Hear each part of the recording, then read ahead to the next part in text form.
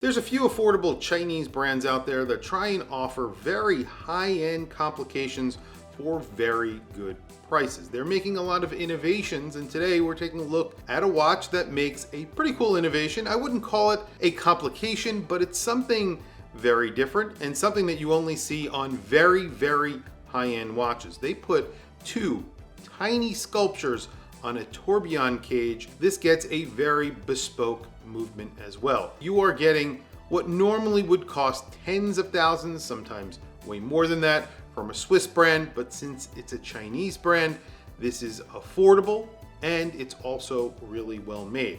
I have one hands-on. It's from the brand Ajalaker, and this is called the Manta.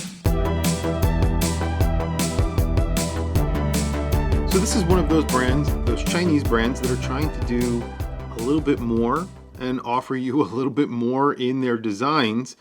And you are definitely getting a lot for your money when it comes to brands like this.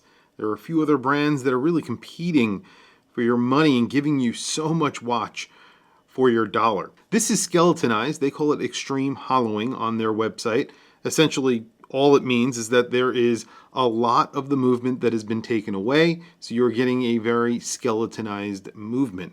This is a tourbillon. At the 9 o'clock, you have a running tourbillon. That tourbillon has two tiny sculptures on it.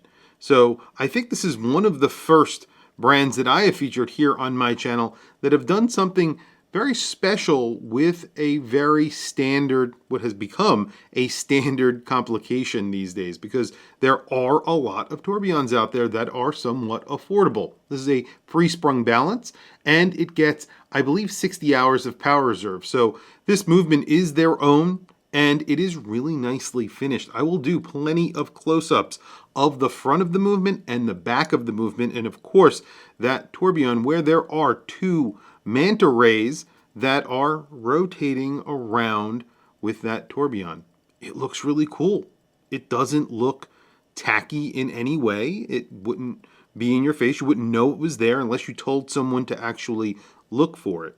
This is a darkened version of the stainless steel case. They make a darkened version and then one that is not. So essentially all that means is that the movement is darkened, and there is one version that does not have a darkened movement, and they make the same two movements in a gold toned case. I think this is the way to go because this is stainless steel. I really don't like plating when you talk about watches like this, especially when it's a tourbillon. I don't want a plated case unless it's plated in some other color except for gold. That is just my personal preference.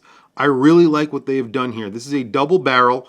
Both of those barrels are skeletonized. So when you wind the watch, you can actually see how much you have wound the watch. It almost serves as a power reserve. This also gets lume. We will do a lume shot towards the end, and you are getting 50 meters of water resistance, which for a tourbillon, again, isn't all that bad. When you flip it over, the movement is as good looking as it is from the front on the back, and it just has a couple of little lines of information, not a lot. They have a logo right there. I believe that's their logo, and that is it. So they didn't go crazy with adding lots of script or doing anything weird on the back. And again, those barrels are skeletonized. You could see the power reserve, and it's a good looking movement. It's nicely finished, and I love the color of the movement. I like the case as well. They did a really good job with the case design. It's not crazy. It's not overpowering. You have a line of polish that goes through the entire case on the top, and then you have brushing on the top of the lugs. There's sort of a separation in the lug as well.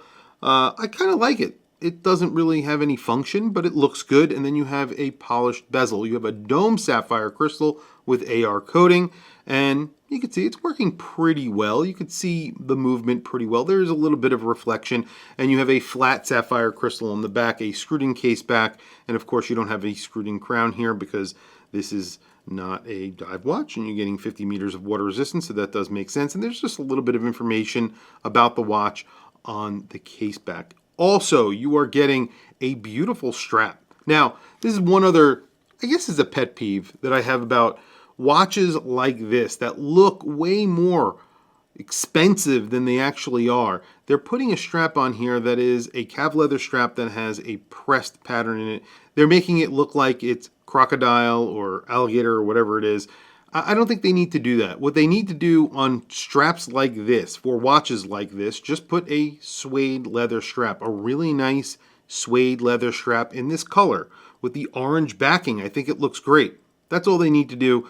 The pressed element, they don't need to do that because there are watches that cost tens of thousands of dollars that get a suede leather strap. They don't all come with crocodile, so it's not necessary to make it look like a crocodile strap. That's just my opinion. It's the same thing when it goes to when we're talking about plating, like gold plating. That's how I feel about it. There's very few watches that I think gold plating actually works on. But you get a nice buckle on here, and again, you get that same logo that you find on the Movement. It's a milled buckle. It's all polished. It looks really good. Everything here feels very high-end. Even the wind on the watch.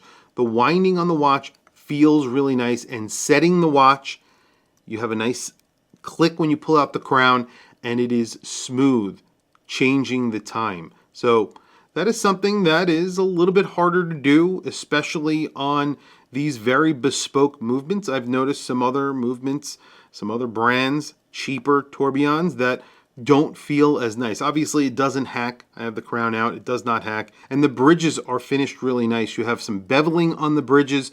You have the name of the brand that is right there on the right side of the Movement. That is the main plate. There's really not much else to the Movement. And that is really engraved, embossed into that plate. And it's actually engraved, not embossed. It's nicely done. I would imagine that's laser engraved. I'm not entirely sure, but they talk about engraving on their website as well. There's some engraving on the back. It looks great. Overall, there's a lot of bespoke parts to this, lots of little pieces of it that look very, very unique for the price point, especially that tourbillon. When you look at that, there are these two manta rays. They have these wings that sort of spread out. There's an animation that they have on their website. It works really well. Like I said, it almost looks like a battle axe, sort of like MB&F-esque, but when you look closer, you could see that these are little manta rays that are sort of swimming on your dial, spinning around the dial. I love it. This watch measures in just under 41 millimeters, so 40.8 millimeters. It's around 10.6 millimeters thick, and then a lug-to-lug of around 46.4 millimeters, somewhere in that neighborhood. The idea of putting a little sculpture on the tourbillon cage is not a new idea. There are other brands who have done it, but those brands are way more expensive than this. So we'll talk about price in just a few seconds, but the pricing on here is really good, considering the little bespoke details that you see throughout the dial, or lack of a dial, the Movement, and the case. So I think they did something somewhat special here that does stand out in a crowd. Let me show you this watch on my wrist, but first let me show you what I'm wearing. Today I have a really cool watch on. This is a new addition to my collection. This is a parallel with a peripheral rotor. So this is their Lab series on a bracelet. There aren't many that I have seen on a bracelet. In fact, this is the only one that I've ever seen on a bracelet. And I'll be making a video about this watch pretty soon. And there is the Ajalocker, I think that's how you pronounce their name, on my 7.5-inch wrist. This is called the Manta because of those two manta rays that you have on that tourbillon cage.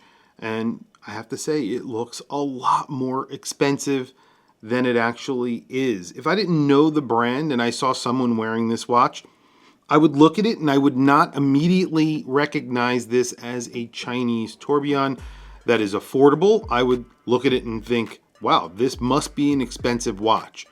However, this is not an incredibly expensive watch. Again, we'll talk about price during the Lume shot.